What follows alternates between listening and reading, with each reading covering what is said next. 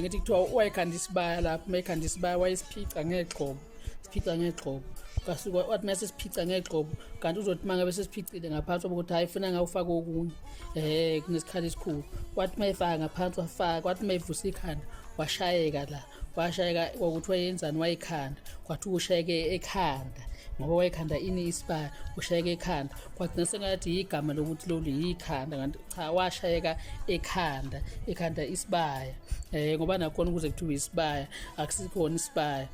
amantombazana ayiganile bese buya sezovakasha kuwo makuthiwa buyelana emzineni kuthiwa thina sibayeni bethu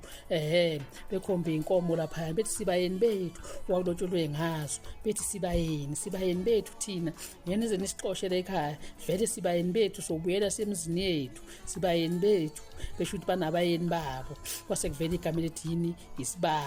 isibayeni ngoba bethi sinjani